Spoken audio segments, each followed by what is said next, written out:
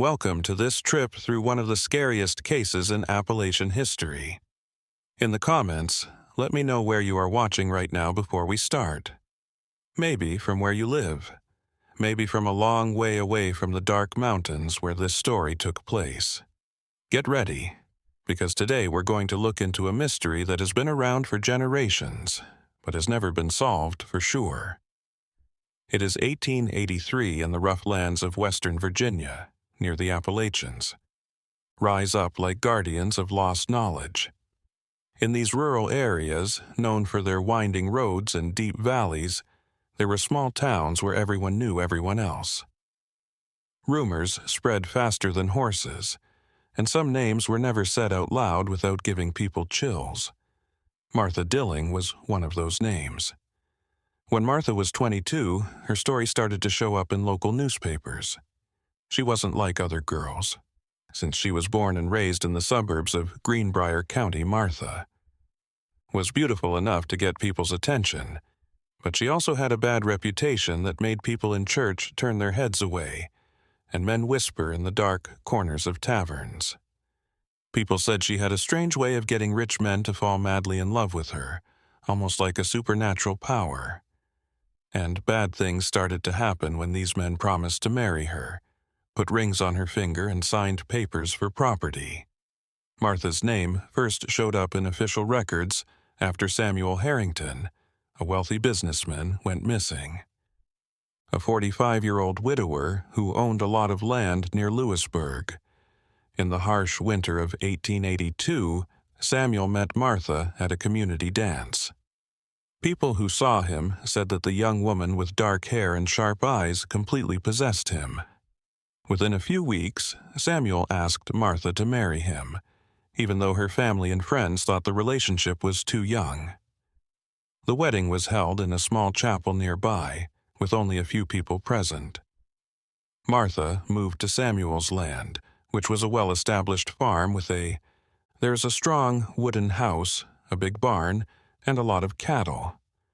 People in the neighborhood said they didn't see the couple very often because Martha seemed to keep Samuel away from social events.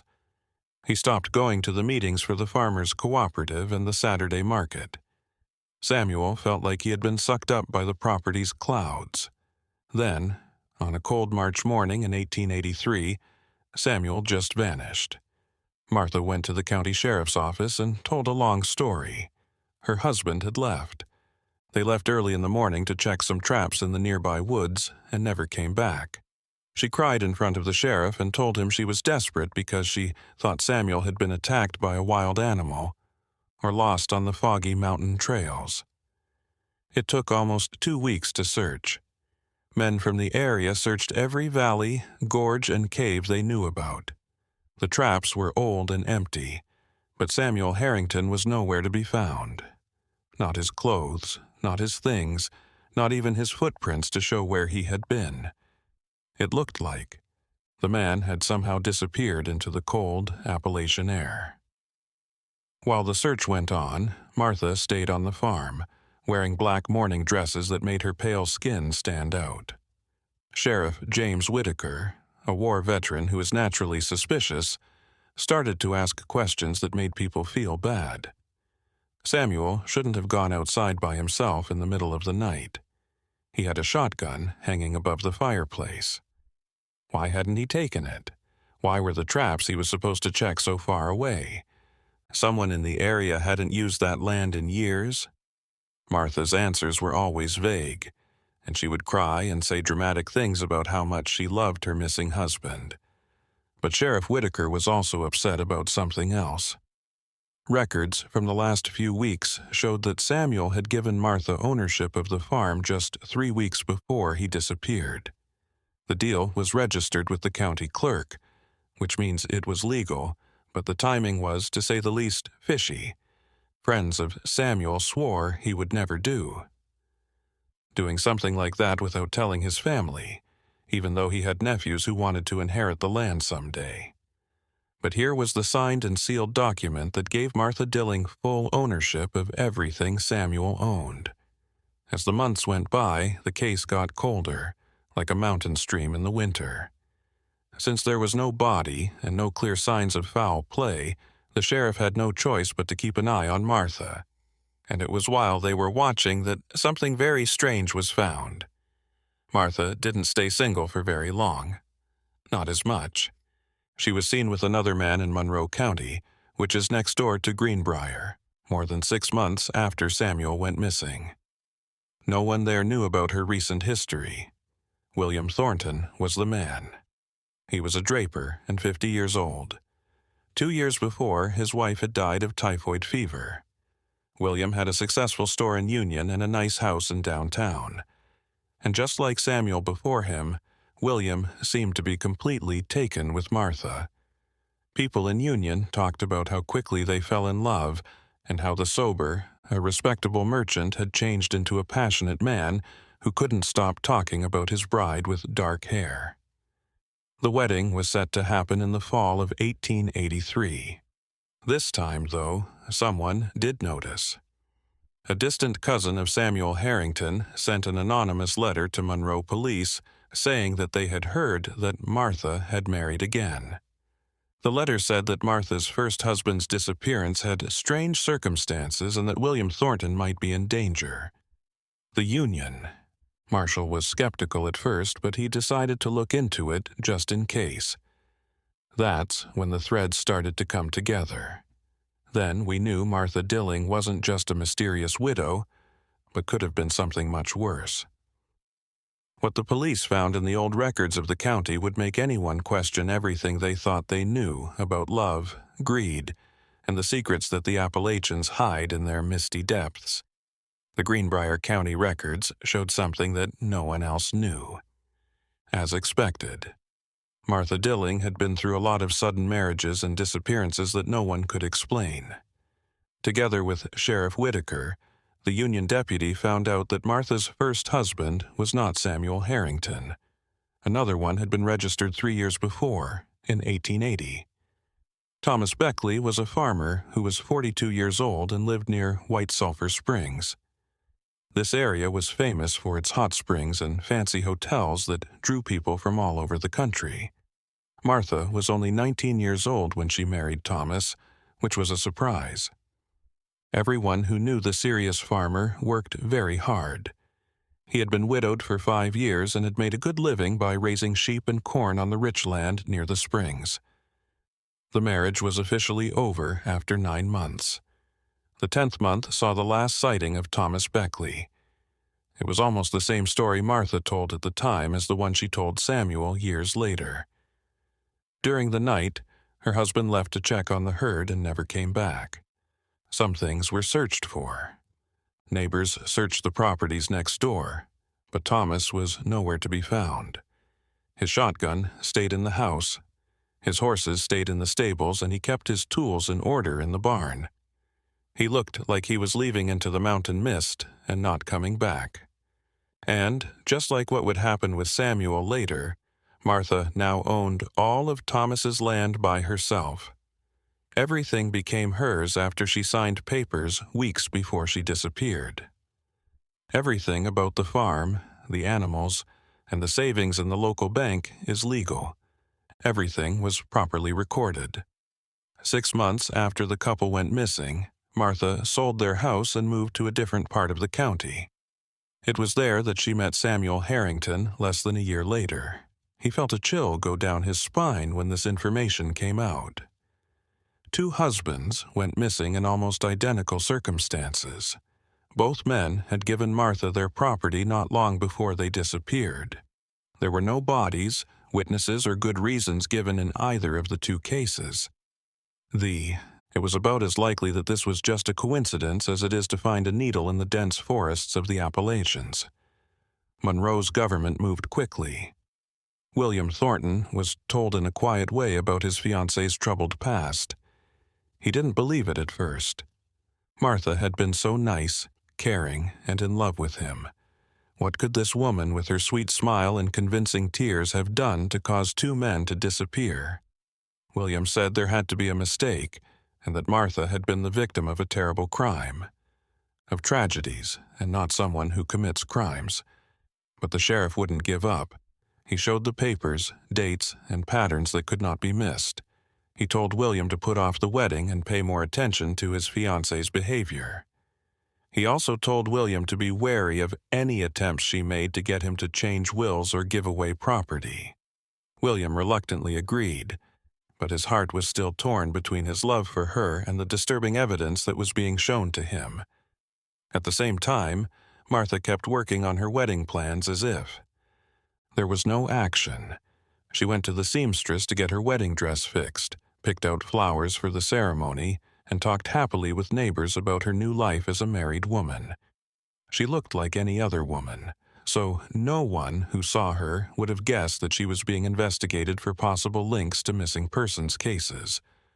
Martha appeared to be totally at ease, sure of herself, and in charge. After that, something strange happened. A messenger came to Union from a county even farther away with news that would change the investigation in every way. The news came from Pocahontas County, which is further north and has even higher mountains and harsher winters.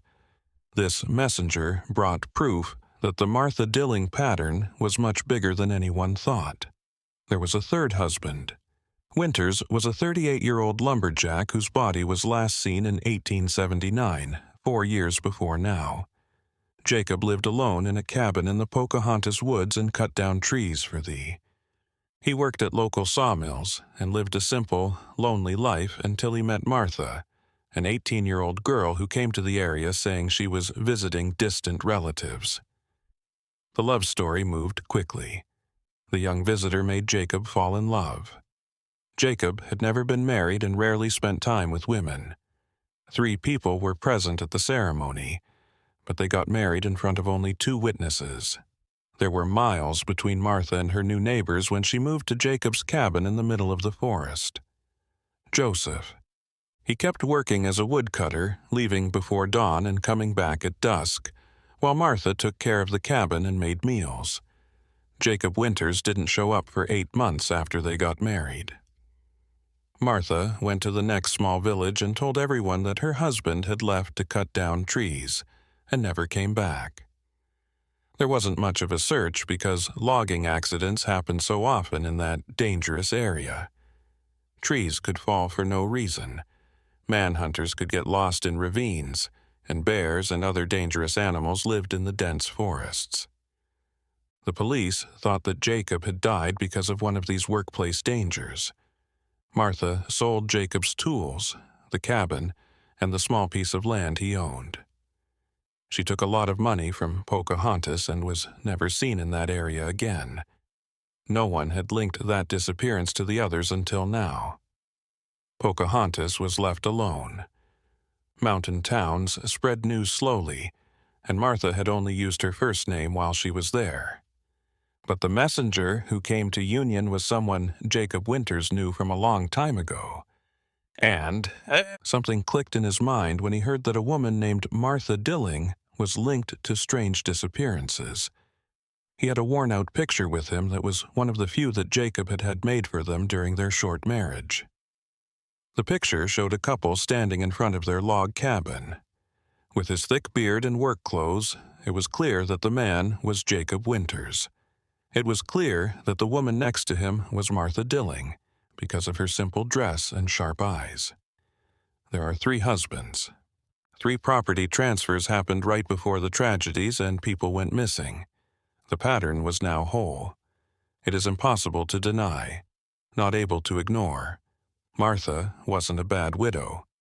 She was much smarter and more dangerous than that. Hand William Thornton, a merchant for the Lovelorn Union, was about to become the 4th person killed in a terrible chain of events that started when Martha was only 18.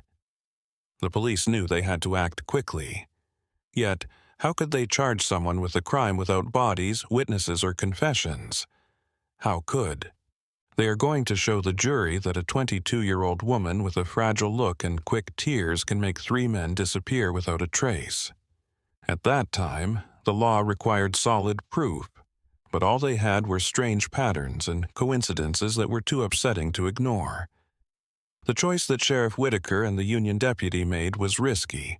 Instead of arresting Martha right away because they thought she might be guilty, they decided to watch her more closely, in the hopes that she would make a mistake that would show how she works. They were given men to quietly police the house where Martha was staying, keeping an eye on her every move and recording all of her conversations. Any mistake could make her know what was going on, which would make her disappear, just like her husband's had done.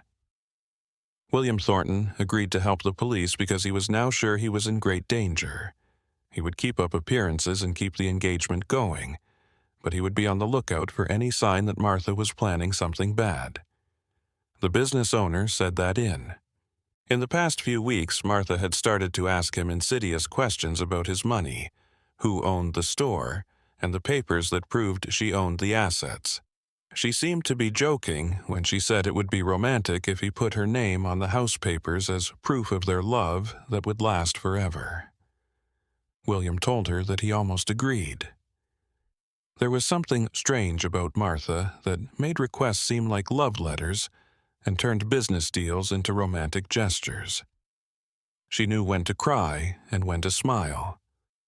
Carefully touch his arm in a way that melts any resistance. After hearing the whole story, William had a whole new view of those actions. What looked like real love at first was actually very careful manipulation. After a few weeks, the wedding day was almost here.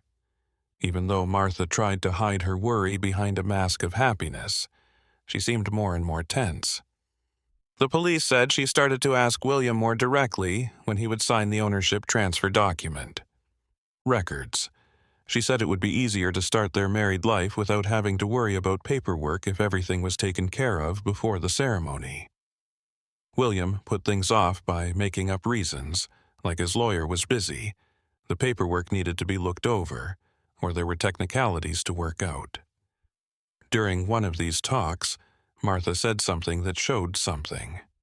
She said that her previous marriages had been much easier, that Thomas, who was annoyed by William's delays, Jacob, Samuel, and others had known how important it was to show trust by taking legal action. It seemed like she was just mentioning the three names in passing, but to William, it was a sneaky way of admitting what she was doing. Martha had just said that she knew Jacob Winters, which is something she had always denied when asked about his past. William told the police right away about the conversation. Sheriff Whitaker saw a chance. If Martha had brought up Jacob on her own, maybe. It's possible to get her to say more about her other husbands, and what she says could be used against her. A careful plan was made. William would have Martha over to his house for dinner, and they would talk about their plans for the future. 2 deputies and the sheriff would stay hidden in rooms next to each other and listen to everything. They would write down everything that was said and wait for something to come out that could be used against her. In 1883, dinner was served on a cold October night. William's house was in downtown Union. It was a 2-story building with lots of big windows, having a view of Main Street. Martha showed up in a dark green dress that made her eyes stand out. She also had her hair in a complicated updo that had to have taken hours to make. She had a beautiful smile on her face, but William saw something different in her eyes. He had never seen her eyes look so hard before. At the start of dinner, people talked about getting ready for the wedding, the dress being finished by the seamstress, and the guests who would be coming. But William slowly led the conversation into more sensitive areas. He talked about how I was interested in Martha's past life, her marriages, and how she had dealt with the terrible tragedy of losing 3 husbands in such mysterious ways. Martha's eyes lost some of their practiced sparkle as she tensed up.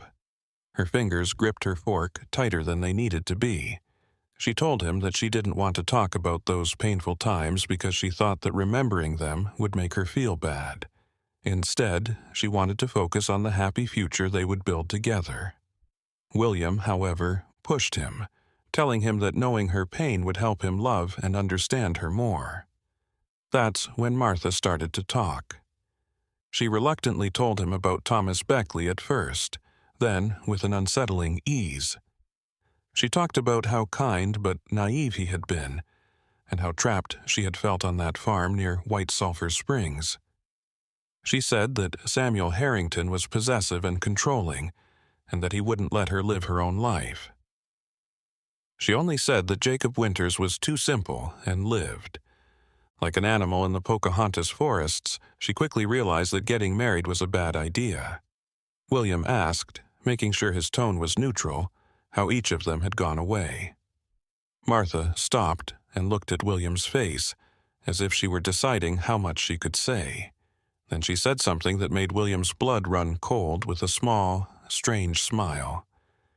She said that men were predictable, and that everyone had flaws that could be used against them. She also said that the Appalachians were big enough to keep many things secret.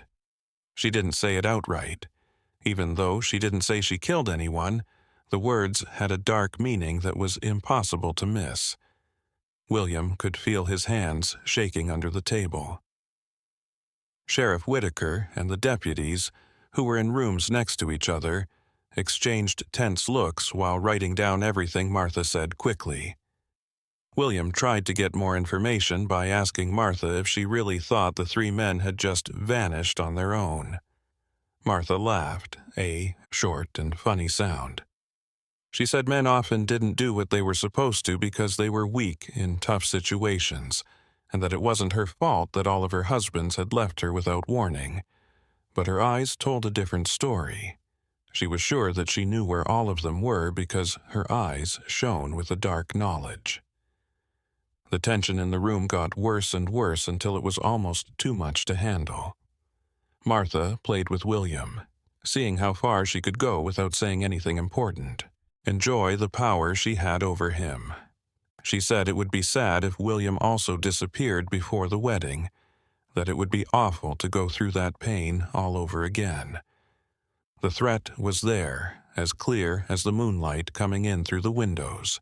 At this point, Martha made the very important mistake.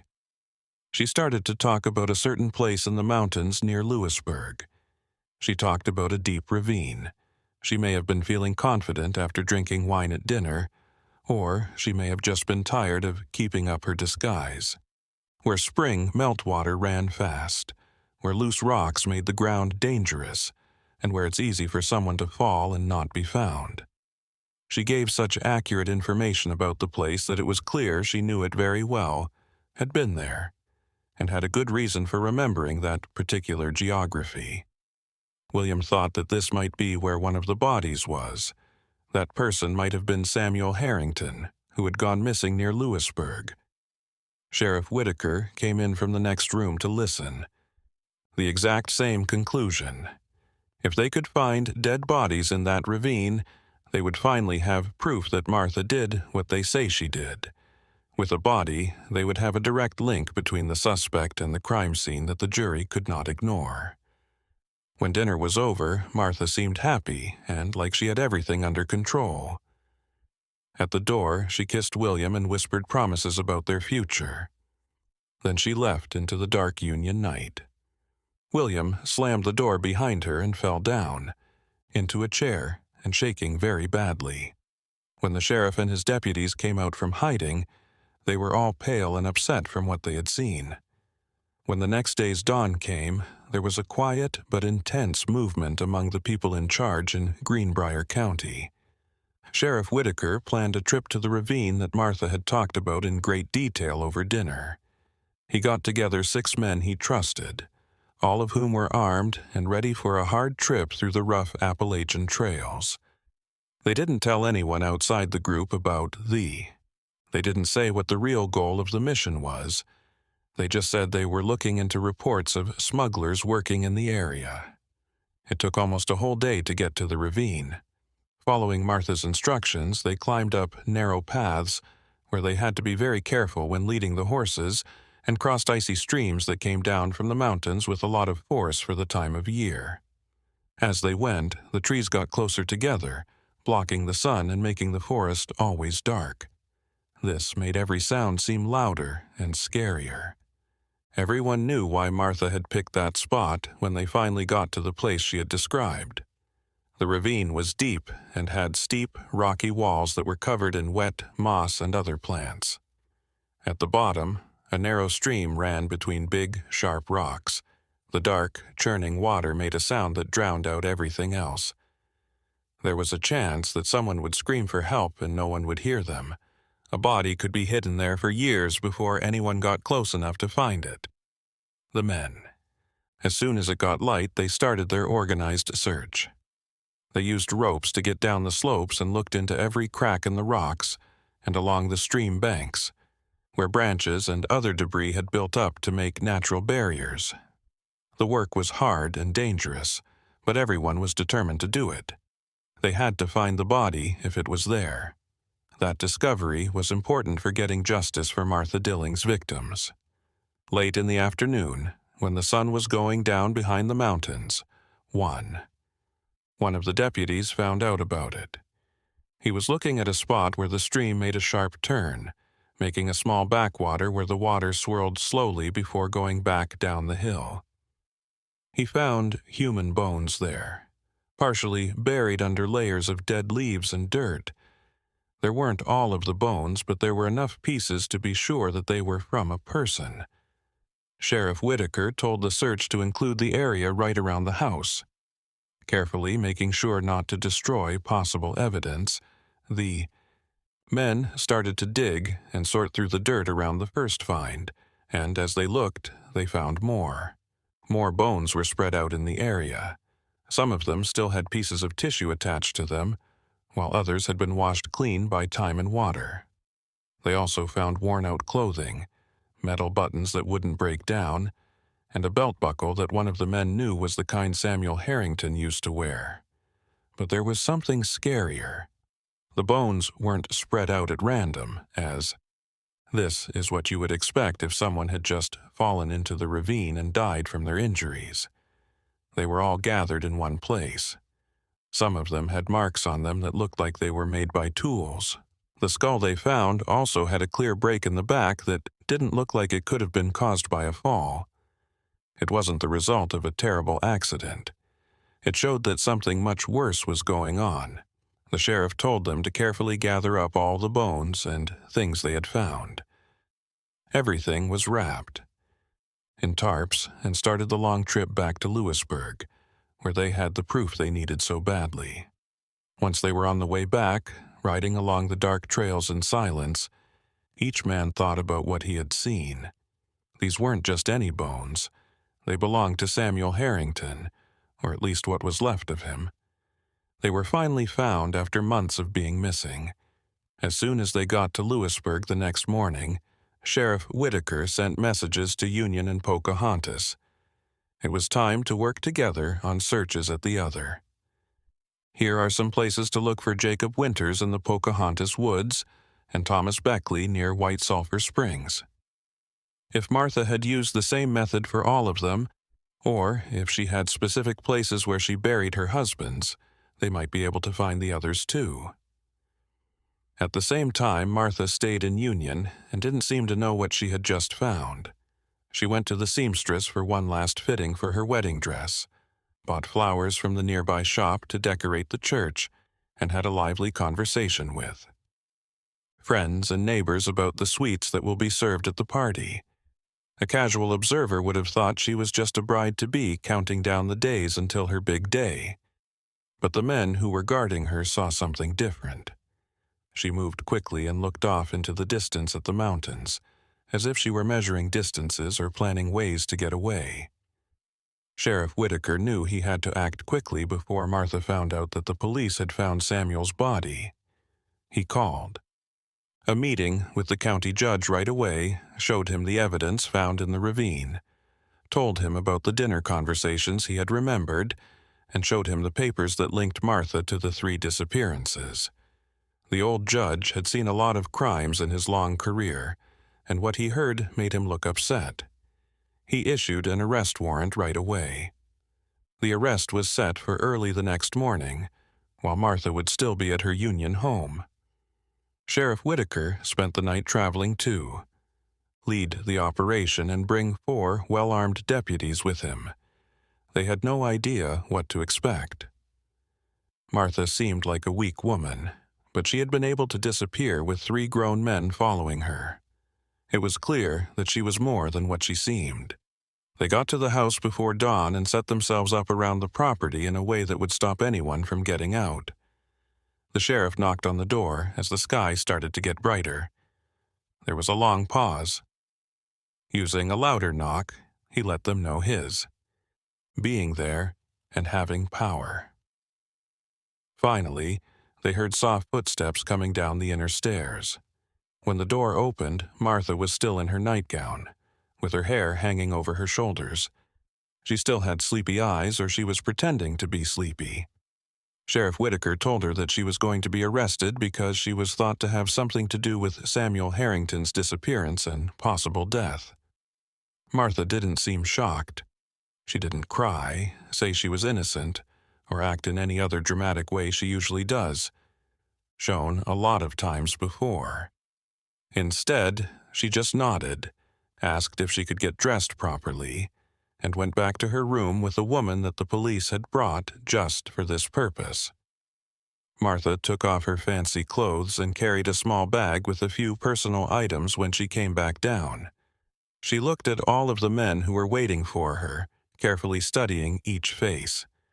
Then she spoke for the first time since she was arrested. Everyone got a chill when she spoke. Spine.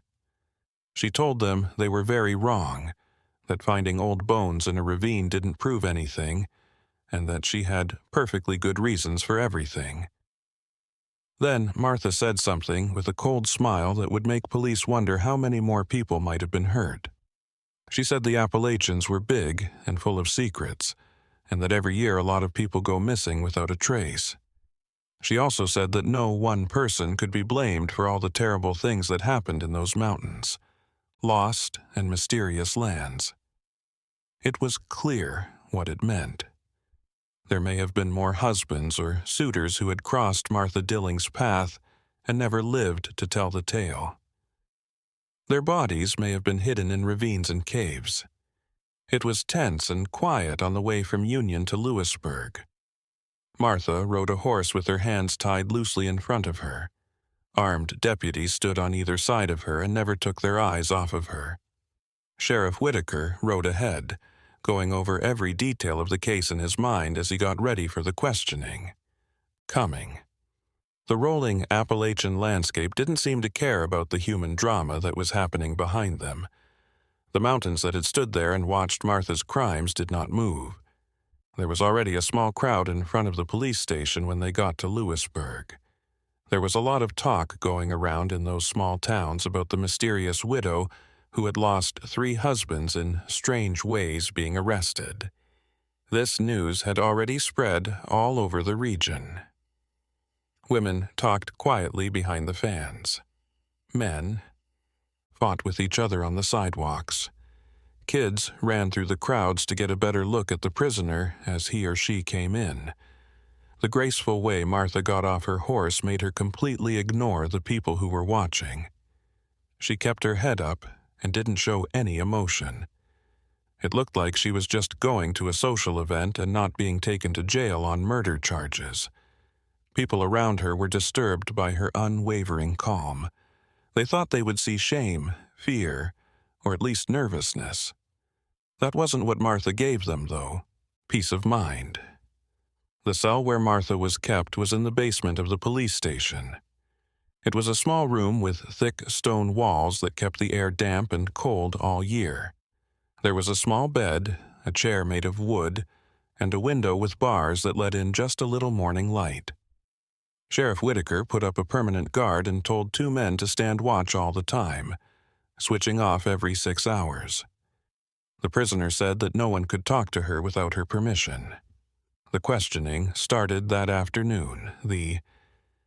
In a small room lit only by kerosene lamps, the sheriff and the county prosecutor, a careful man named Nathaniel Grimshaw, sat across from Martha.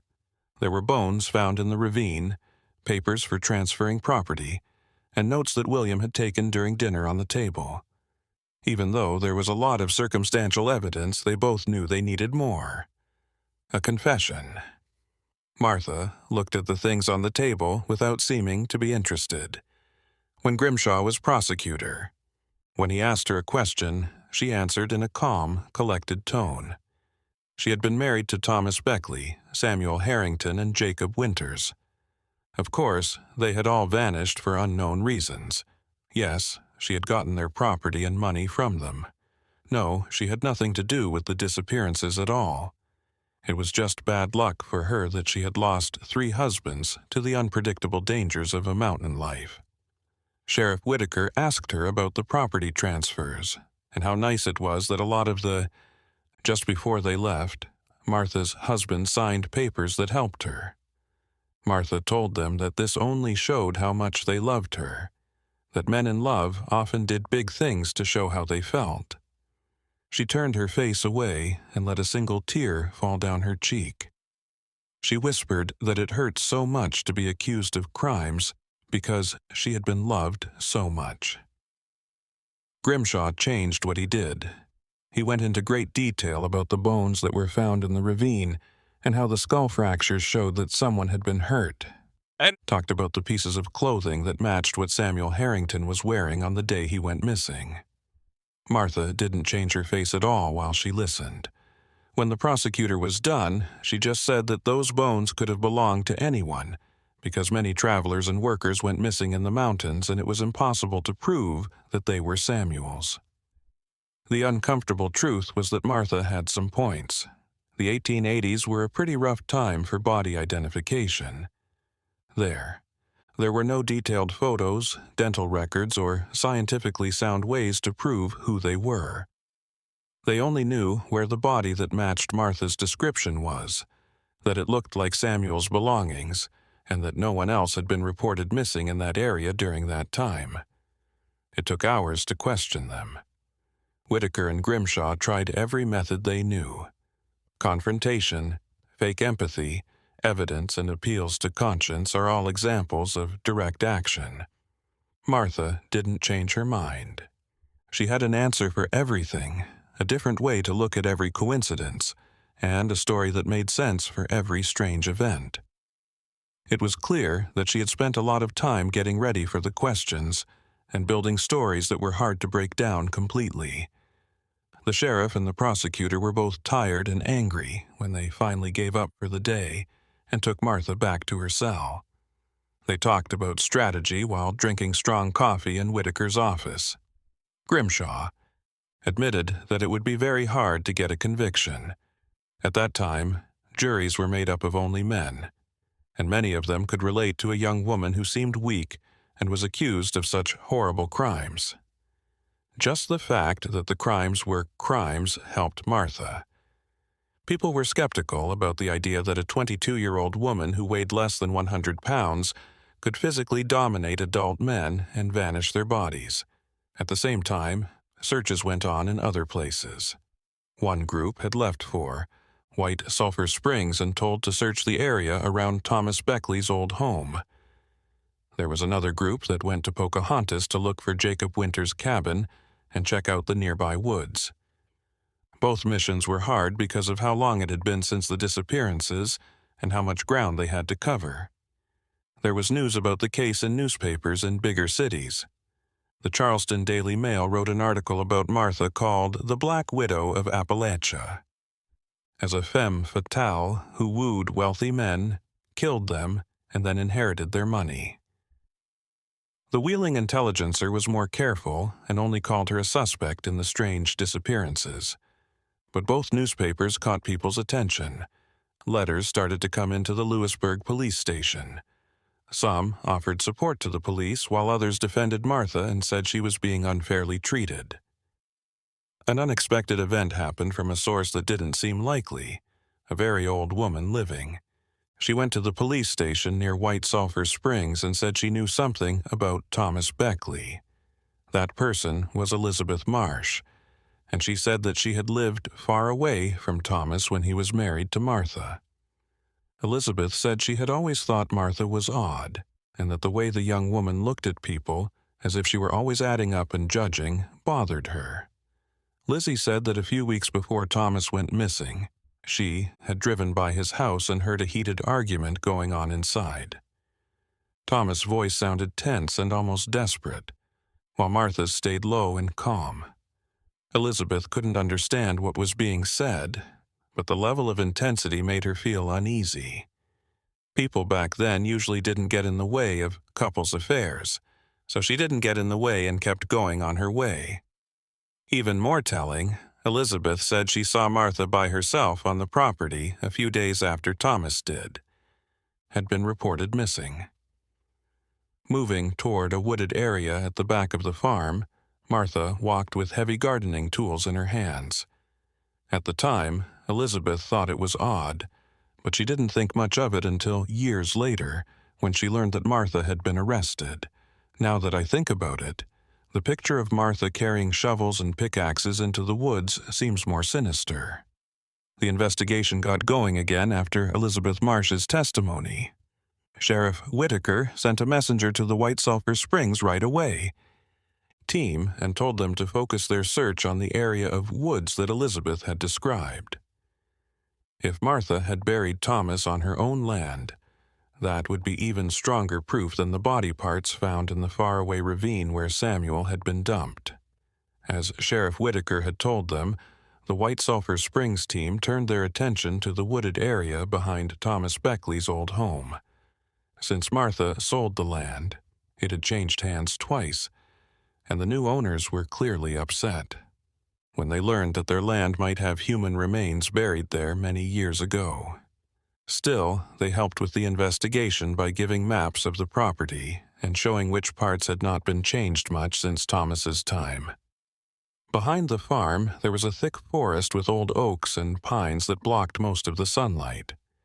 There was a thick layer of dead leaves on the ground that had built up over the years, making it hard to see any signs of past disturbances. They began their investigation, systematically cutting the area into sections and carefully looking at every square meter of it.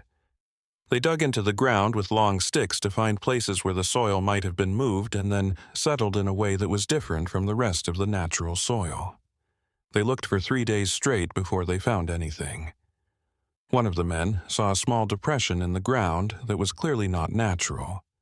It was hard to see because of all the leaves and other plants that were growing nearby when they carefully dug in that spot. They saw that the ground had been clearly moved. The ground was surprisingly loose, not like the naturally compacted soil you'd find in a forest. They kept digging until they hit something solid with their shovels. The bones were buried about 5 feet deep.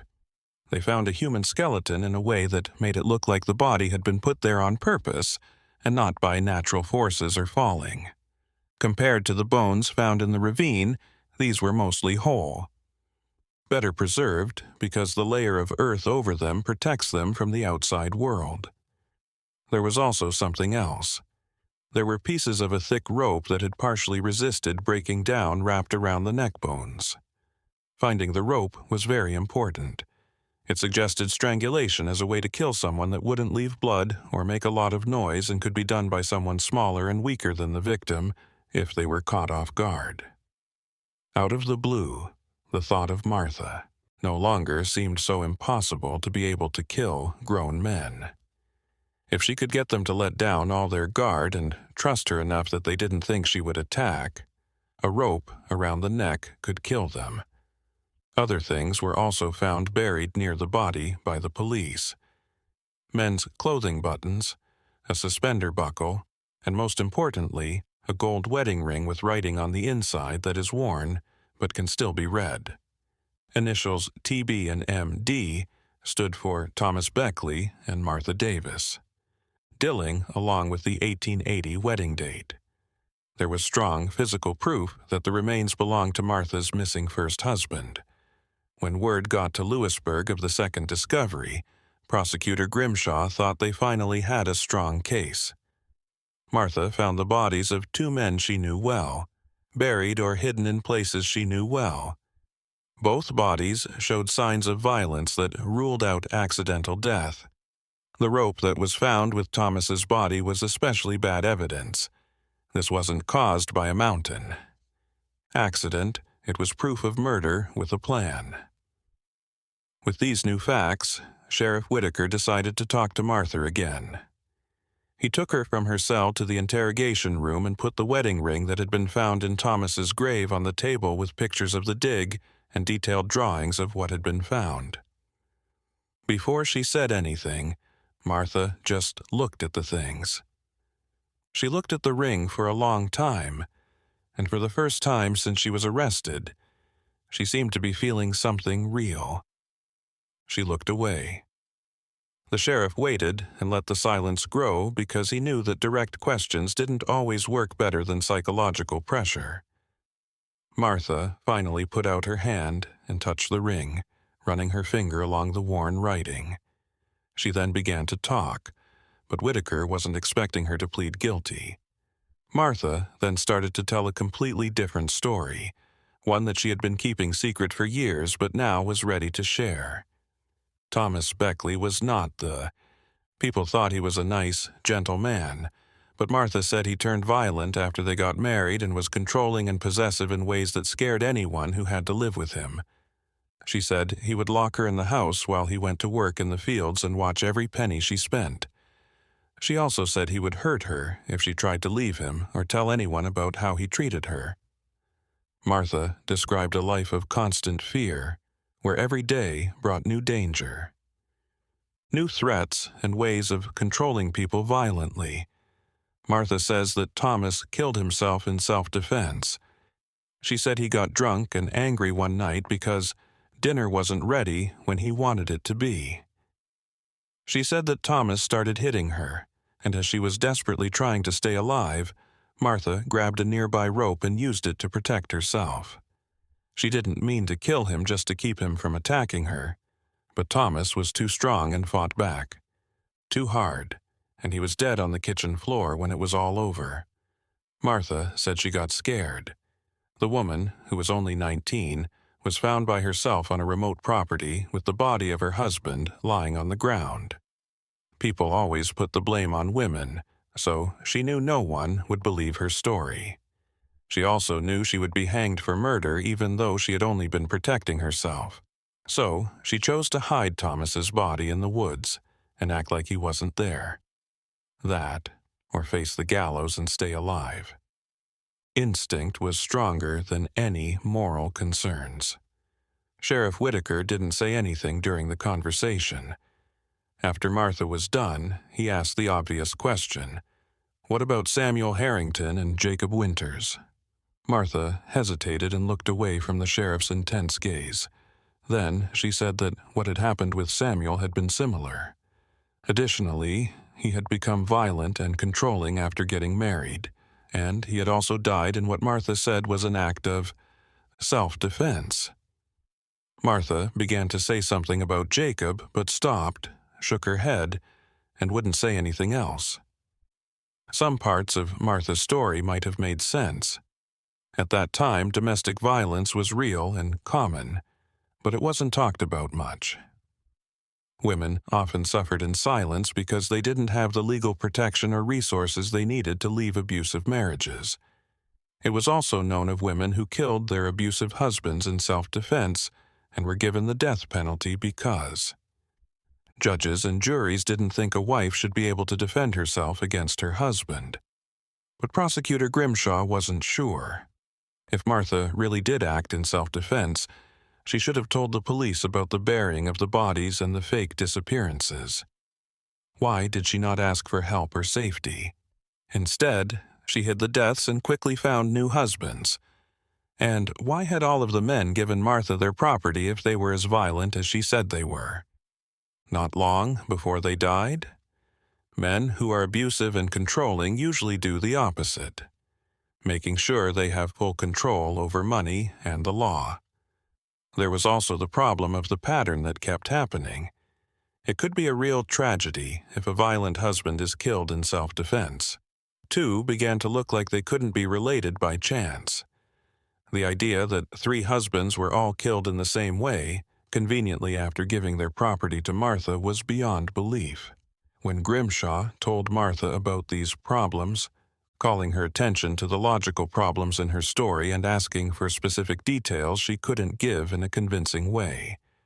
Martha got angry and defensive, and then her mood changed all the time, going back and forth between tears and anger. She said that the authorities didn't know what it was like to live in constant fear of being harmed, and were judging her based on impossible standards set by a society that had never helped women in desperate situations. Grimshaw agreed that these broader claims about society were true, but that didn't change the fact that Martha had covered up crimes, made money off of the deaths, and then done the same thing over and over again. As the questioning went on in Lewisburg, the team sent to Pocahontas had a lot of problems. After Jacob Winters went missing, his cabin had been empty for years, and the forest had taken over a lot of the land. A lot of young trees grew where there used to be open space. Forests had grown so thick that trails were no longer visible. The cabin was in ruins, with its roof caved in and its wooden walls falling apart, getting broken down slowly into the ground. The investigators looked around the area for days, but Pocahontas's forests were very big and tough. At Thomas Beckley's farm, there was a clear property line, but Jacob's cabin was tucked away in the middle of thousands of acres of wilderness, making it impossible to find a body. They focused on the areas that were close to the cabin, so Martha wouldn't have had to go too far into the forest to get to them. A local guide named Silas Cooper, who had met Jacob Winters in a casual setting, suggested that they check out a certain area. Jacob had told Silas about a rocky outcropping that was about a 15-minute walk from the cabin. Jacob liked to take breaks from cutting wood to sit there and look out over the valley below. Someone could do something bad there without being stopped or seen because it was so quiet and out of the way. As soon as the researchers found the rocky outcrop, they saw a natural crack. There was a small crack in the rocks that led down to a cave or other underground space. Silas said that these kinds of rock formations were common in the area and were made by rainwater slowly breaking down the limestone below over many years. Because the cracks could be dangerous, people in the area usually avoided getting too close to them for fear of falling in. One of the investigators carefully lowered himself into the hole using ropes and a flashlight to light the way. It was bigger than the hole. From the surface, a rough area about 10 feet wide and varying in height showed up. On the rocky ground, there was a thin layer of sediment and organic matter that had been carried by water and wind over the years. That's where he found scattered human bones. The remains at this site were in worse shape than those at the other two sites. Small animals that had gotten into the cavity had broken them up and spread them around. It was clear enough, though, that they were the remains of an adult, male. They also found lumberjack tools that had been rusted by age and water, such as an axe whose metal head could still be seen through its almost completely broken wooden handle. On the metal, there were initials that read J.W. Jacob Winters. The discovery made the McCabe trio whole. There are 3 husbands, 3 bodies, and 3 different ways to hide, but they all follow the same pattern of planning and lying. Martha had changed how she did things, maybe learning and adapting with each crime. He had Jacob. They had just been pushed or put in a natural crack that worked perfectly as a grave. Thomas was buried in land that she had full control over.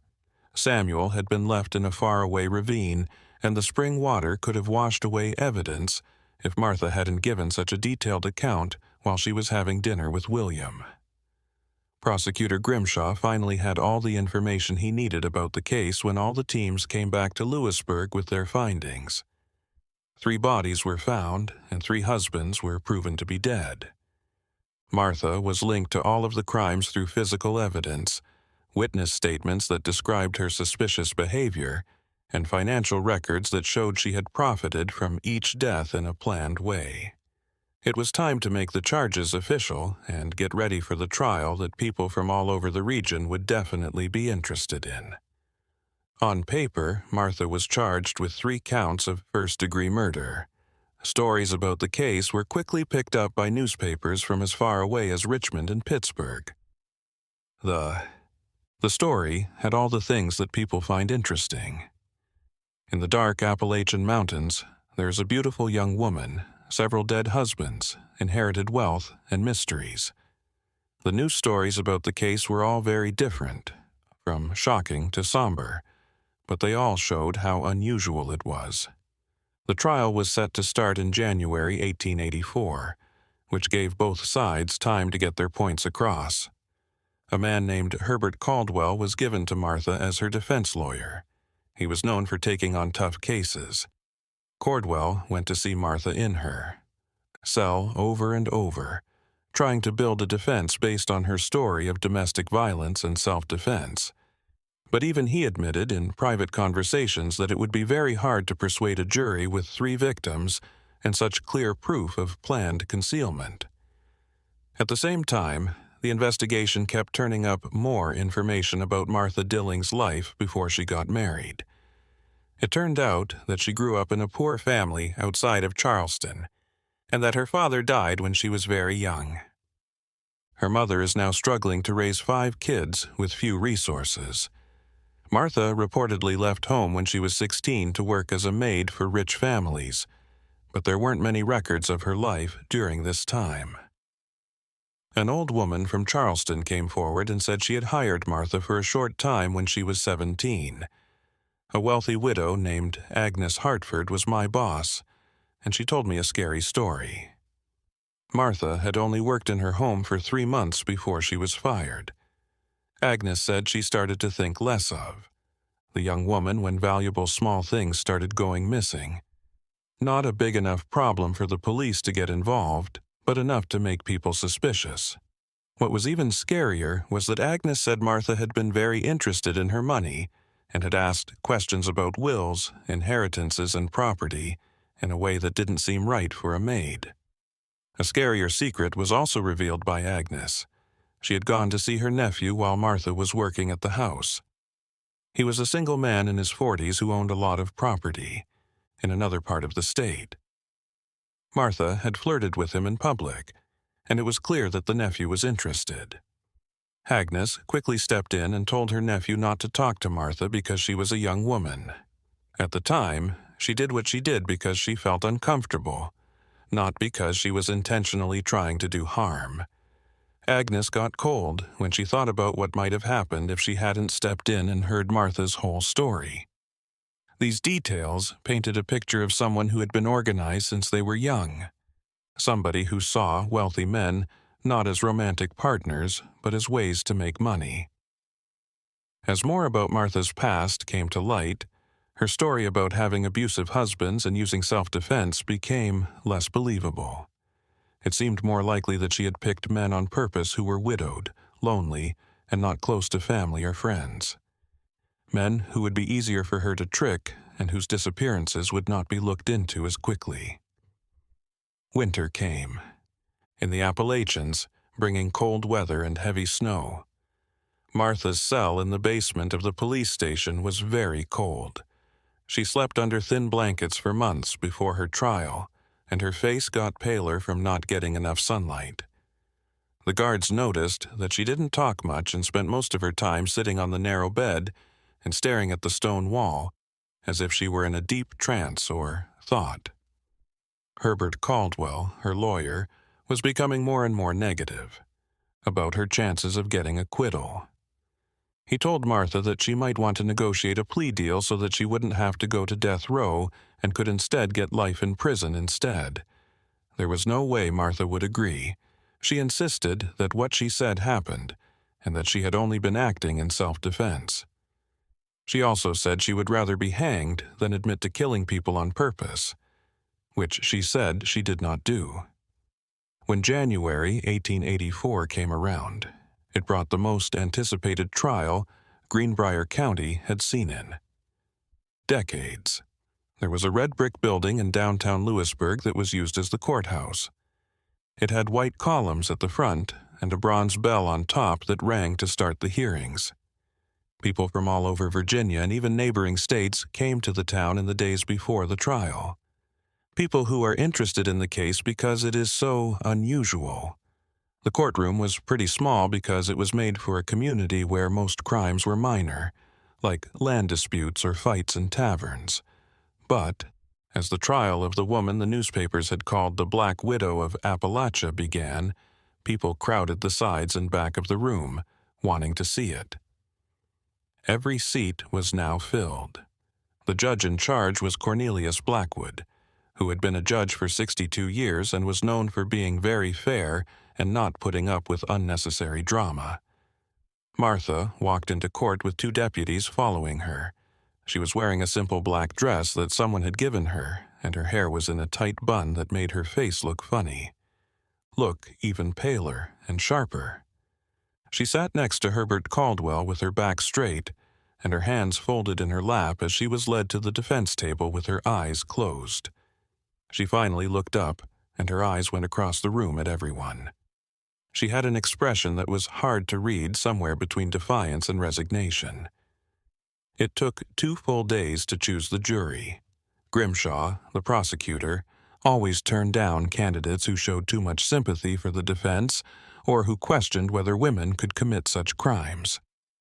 Caldwell, for his part, tried to find men who had daughters or wives and could understand the problems women in violent marriages face before he presented the self-defense case. In the end, the jury was made up of 12 men who lived in the county for a long time and were between the ages of 28 and 55. Most of them were farmers or merchants. In the beginning, Prosecutor Grimshaw gave a speech that was almost an hour long. He carefully laid out the order of events, starting with Jacob Winters in 1879 and ending with Martha's arrest, before the 4th person, William Thornton, could be killed. Grimshaw talked about the clear pattern of being seduced, getting married quickly, transferring property, and then disappearing when it was convenient to do so. He made it clear that Martha had made money off of every death, gathering things that a young woman from a poor family could never have earned the honest way. Grimshaw showed the physical proof in a firm, controlled voice. Thomas Beckley's bones, with some of the ropes still wrapped around them. His neck vertebrae, which suggests he was strangled. The body of Samuel Harrington was found in the exact ravine that Martha had talked about in great detail with William over dinner. Jacob Winters' body was found in the rocky crevice, which is somewhere that only people who know that area would know existed. The wedding ring, the lumberjack's tools, and the pieces of clothing all help prove who the victim was. William Thornton was Grimshaw's first witness. The clearly tense but determined. Merchant talked about his experience with Martha. He said that she was nice at first, but then she started to bother him about money. He remembered parts of the conversation at dinner where Martha talked about her ex-husbands and described the gorge where Samuel would be found. The whole courtroom was silent as William spoke. Everyone was paying close attention to every word because it could decide Martha's fate. The next witness was Elizabeth Marsh, an old neighbor of Thomas Beckley. She talked about the fight she heard coming from the house. Martha's calm voice sounds different from Thomas's desperate voice. The most important thing she said was that she saw Martha heading into the woods with digging tools a few days after Thomas was reported missing. Caldwell tried to discredit her testimony by saying that an old woman's memory of things that happened many years ago might not be accurate. But Marsh stuck to what she said in court. Pocahontas's guide, Silas Cooper, helped them find Jacob. Winter's body showed that the crack in the rock was very unlikely to have been caused by Jacob accidentally falling there while doing his normal work. He said that skilled lumberjacks like Jacob knew the land very well and stayed away from dangerous spots like that. Since the body was in the crack, it looked like it had been put there on purpose after it had died. While testifying, Sheriff Whitaker talked in great detail about the investigation and the transfer of property for almost a whole day. Documents and timelines that showed patterns that could not be ignored. He brought records from the county clerk's office that showed that in all 3 cases, The properties had been given to Martha just a few weeks before the people went missing. In all 3 cases, this happened through papers that seemed legal at first glance, but were actually very sketchy. When the defense's case came up, Herbert Caldwell knew he was already behind. By calling Martha to the stand, he took a risk. Decision that had to be made in that situation. It was the only way to tell the jury directly about the self-defense story and try to raise some reasonable doubts. Martha moved slowly and carefully as she took the stand. It was hard to hear her when she swore to tell the truth, and Judge Blackwood had to tell her to speak up. Caldwell carefully told her story, starting with her hard childhood and the poverty her family lived through, then moving on to the hard times she faced while trying to, being a young woman and having to survive on your own without any help or resources. Martha said that her marriages started out as hopeful but quickly turned into nightmares of violence and control. She cried as she talked about how Thomas Beckley allegedly locked her in the house, ruled over all of her life, and constantly threatened her. She told them that on the fatal night, she had reacted out of desperation when he started hitting her, taking the closest rope, not to kill him, but just to get him to stop. To Caldwell's question about why she had hidden the body instead of calling the police, Martha said in a shaking voice that she was scared. She was poor, young, and didn't have any family or friends who could help her. People wouldn't believe a woman who killed her husband. She knew that. It didn't matter what the situation was. Women who dared to fight back against their husbands were hanged. That's why she made the choice to hide what had happened and start over.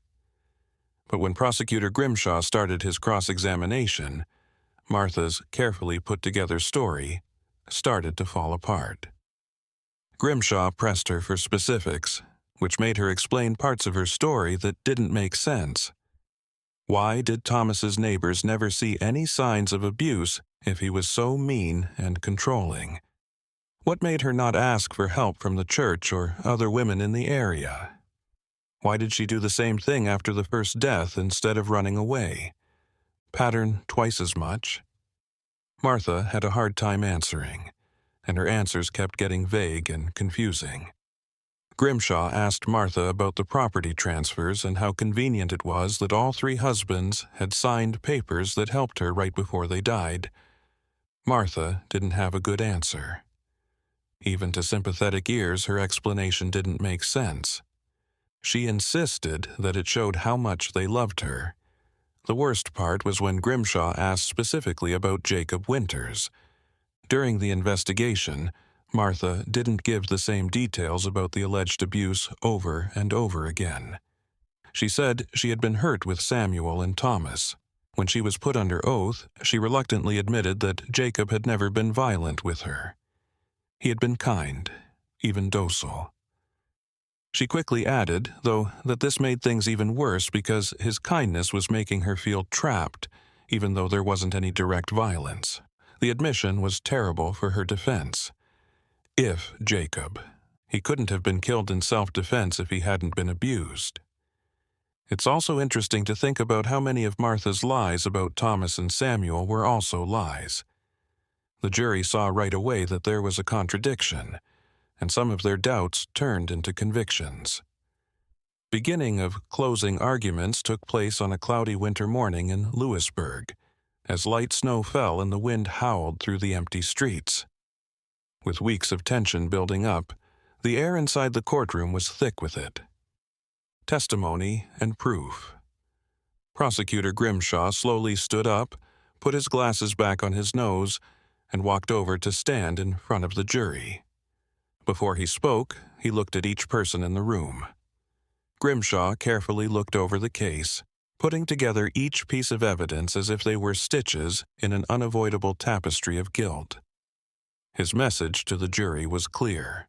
They were not there to judge the plight of women, no matter how real that plight was.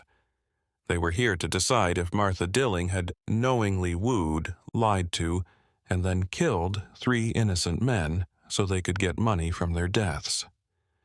Grimshaw argued in a voice that was getting more and more fervent that there was no reasonable doubt about the evidence.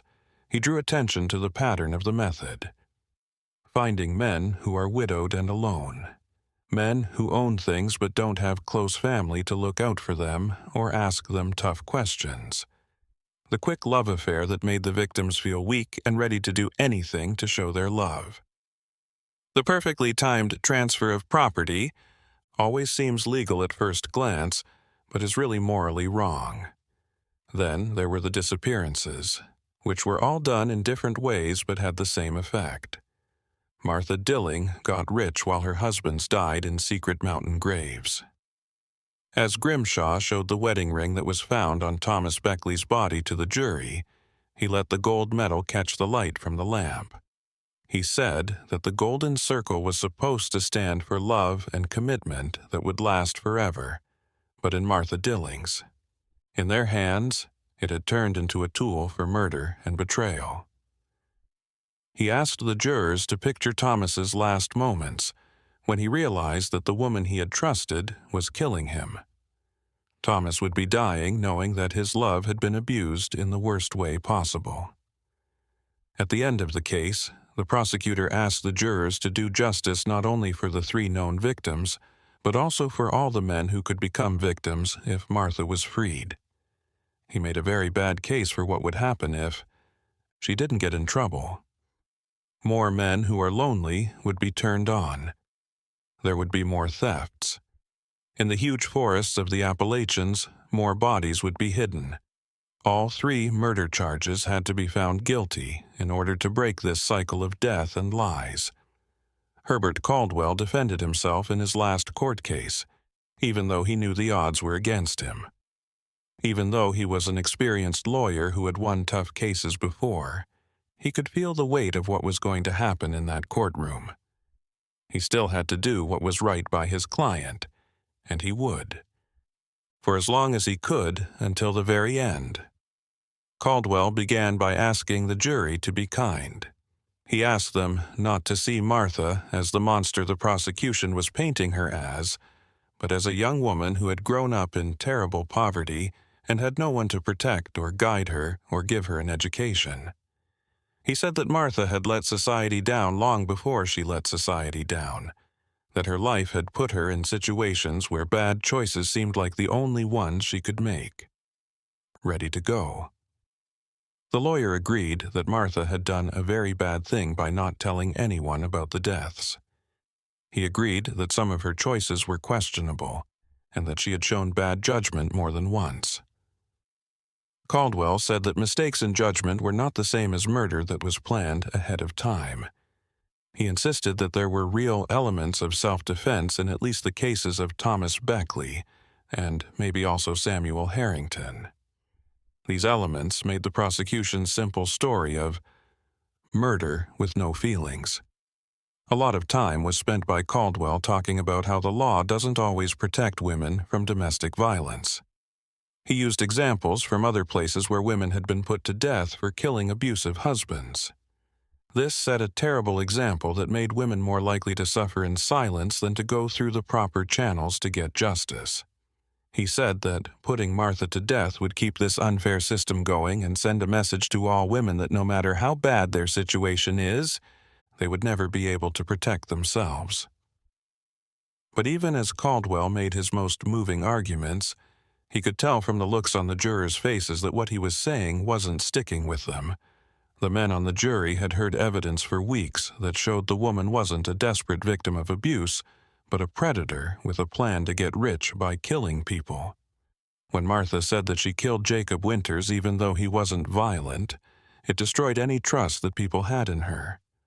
Self-defense story could have had.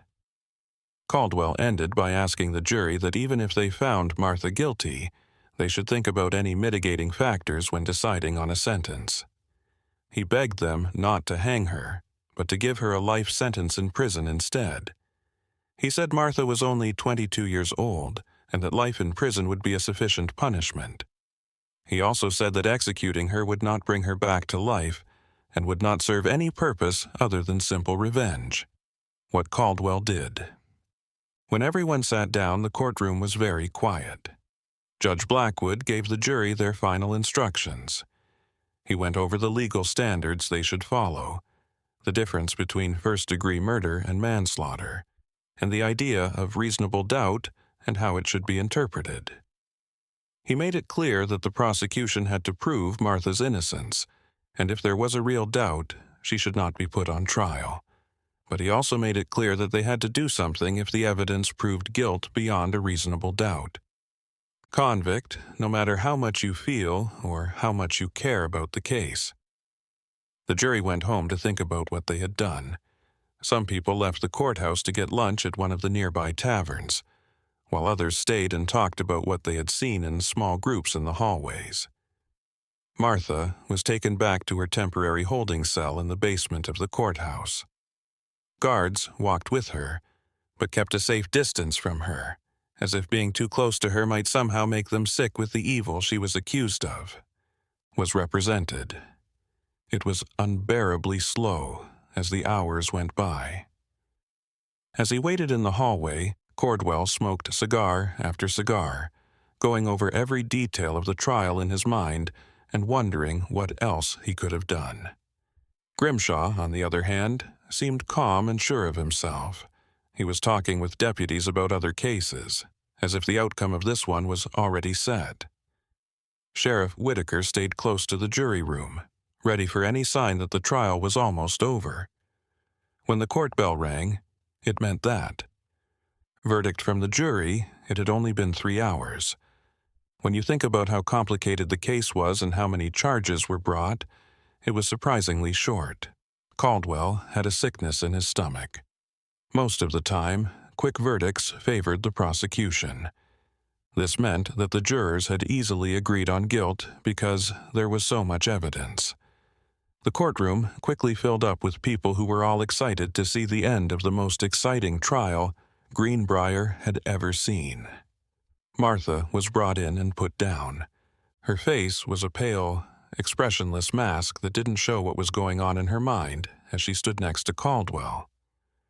Judge Blackwood came in. After everyone stood up with respect, the jury slowly walked back into the room, being careful not to look at Martha. Edmund Pierce, a middle-aged farmer, was in charge of the jury. He stood there holding a piece of paper in his hands, which were slightly shaking. Judge Blackwood asked the jury if they had picked a winner.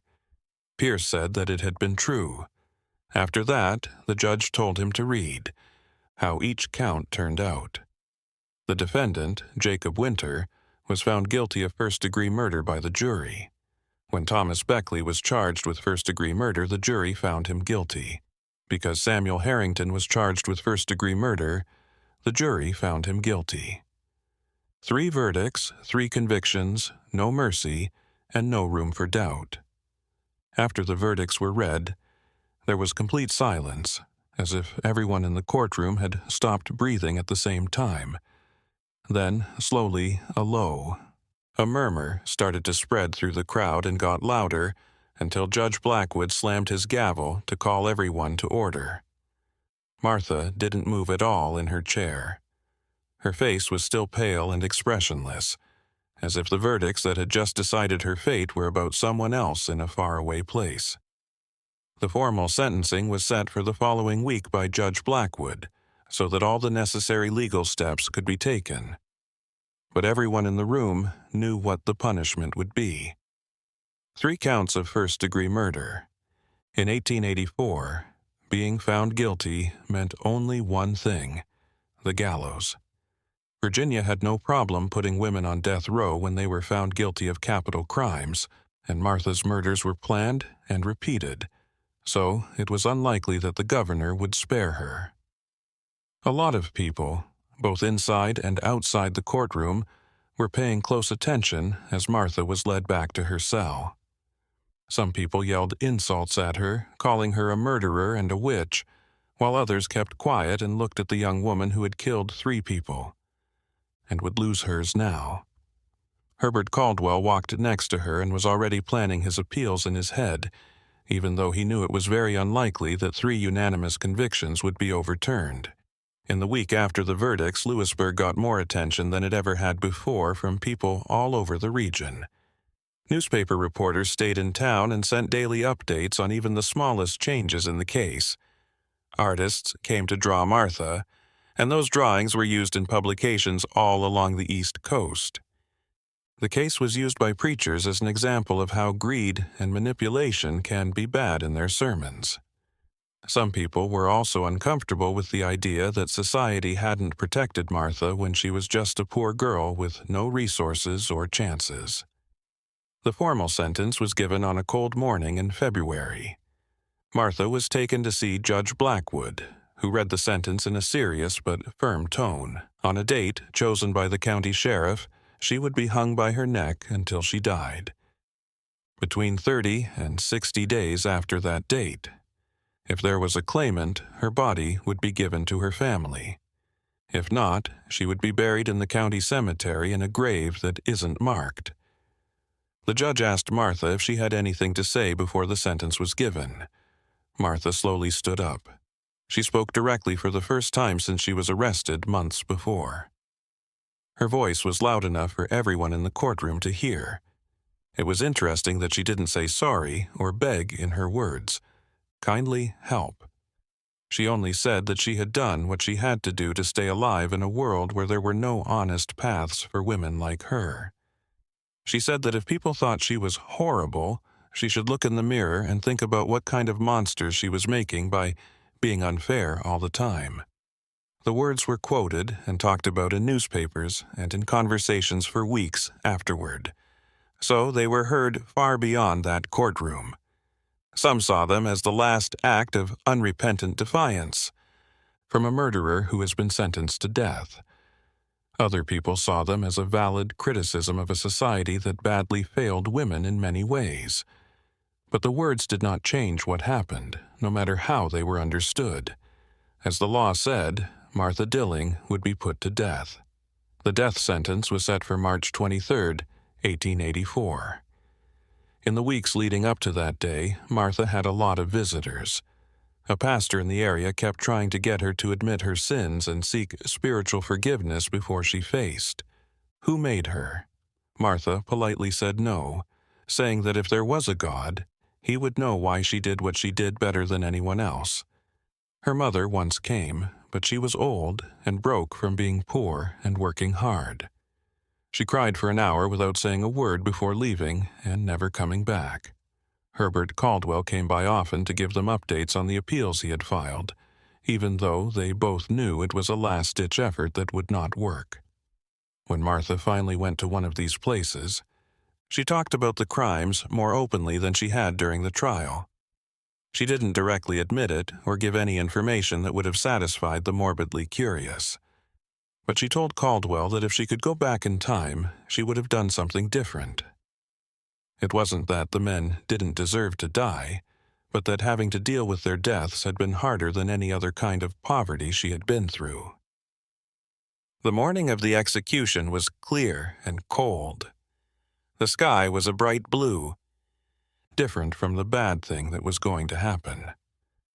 The gallows was set up in the courtyard behind the police station. It was a simple wooden structure with 13 steps that led to a platform where the killer would wait. A lot of people came together to see it. A crowd that included people who were genuinely interested in the morbid and people who thought they were seeing justice being done. Martha was brought out of jail wearing a simple gray dress that someone had given her for the event. She had loose hair that fell over her. They were shaped in a way that made her look younger than 22. She took strong steps to the gallows and refused help from the guards who were standing on either side of her. When she got to the steps, she stopped for a moment and looked out at everyone. Her eyes moved quickly over everyone's face, as if she were trying to remember each one, or looking for someone who never showed up. Sheriff Whitaker read the sentence out loud again, which is required by law before the execution could happen. After that, he asked Martha did she have any last words? She kept quiet for a long time before she finally spoke. She only said that the Appalachians are full of secrets, and that some stories will never be told in full. She also said that people who judge others should always keep in mind that they don't know the whole story of anyone's life. The hood was put over her head, and the rope around her neck was made tighter. The killer took one last look at the knots. Then, when the sheriff gave the signal, the trapdoor opened. Martha Dilling slipped and fell through the hole and inside. She was dead in minutes. The county doctor said that the person had died. The body was taken down from the gallows and put in a simple coffin made of pine that had been set up ahead of time. No one came to get Martha's body. Her mom didn't show up. No other family members came forward, and even after she died, none of her friends or acquaintances were willing to be seen with the Black Widow of Appalachia. The court said that Martha should be buried in a grave that wasn't marked in the county cemetery. There was not a grave marker. It wasn't a big deal. Just dirt was shoveled over cheap wood until the hole was filled and the ground was level. Over the next few years, Appalachia and the country as a whole slowly changed. When railroads grew, they made it easier for mountain communities that were far away from each other to connect. The rights of women were slowly recognized by the law in ways that weren't there in 1884. Domestic violence became more openly talked about, but it would be decades before the right protections were put in place. The story of Martha Dilling. It wasn't forgotten, but over time it turned from a true story to a local legend. People told stories about the young woman who killed 3 husbands, with each story adding dramatic details that might not have been true. Some people saw Martha as a pure bad person, an unredeemable monster who killed because she was greedy and mean. Others saw her as a tragic victim of her time, a woman who had no other choice but to make terrible decisions because there were none better. As is often the case, it was most likely somewhere in the middle. At the same time, Martha Dilling committed horrible crimes and grew up in a society that didn't give poor women without education or connections many other options. 3 men were killed. That couldn't be denied. But the events that led to those murders were more complicated than any verdict could fully show. Some older people still know the story about Martha Dilling if you go to Greenbrier today and ask about her. They could point to the graveyard,